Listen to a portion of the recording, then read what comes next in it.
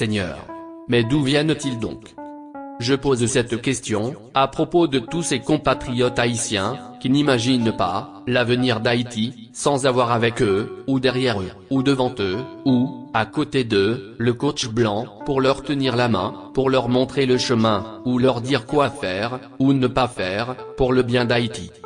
D'où nous vient, cette génération d'Haïtiens, sans honneur, sans colonne vertébrale, sans honte, sans pudeur, sans mémoire, sans ave, sans caractère, sans valeur, sans envergure, sans conviction, d'une lâcheté qui fait vomir, et qui ne jure que par le blanc. Le blanc a dit. Le blanc a décidé, le blanc a parlé. Tels sont les mots les plus courants en Haïti, de nos jours, tant au niveau des cadors de la presse locale, qu'au niveau des politiciens eux-mêmes. Le blanc a dit.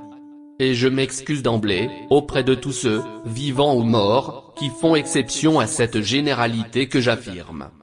En effet, il y a de quoi se poser la question, d'où viennent ces Haïtiens, si imprégnés de cette mentalité de reste avec, et de tchoul, à l'égard de tout ce qui est blanc. Cette génération de dirigeants, qui marchent constamment à plat ventre, devant tout ce qui est international, et qui demandent presque pardon, d'exister. D'où vient cette volonté d'être esclave, qui caractérise notre classe politico-médiatique actuelle? La volonté d'être esclave, pour reprendre cette expression chère au très regretté, Leslie Maniga.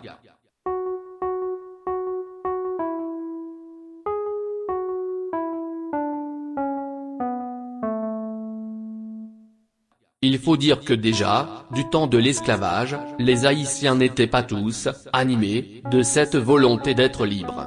Il y avait ceux, comme Dessalines, Christophe, Macandal, Boukman, etc., qui voulaient être libres, et qui s'en étaient donné les moyens. Mais il y avait aussi ceux pour qui, au contraire, être libre représentait un fardeau, trop lourd à porter, et qui se sentaient plus confortables, dans leur rôle d'esclaves domestiques, dans la maison, ou dans la cour du blanc. Cette catégorie considérait ce combat pour la liberté, comme une menace pour leurs propres intérêts. Ils étaient terrifiés, à l'idée d'être libres, et responsables d'eux-mêmes.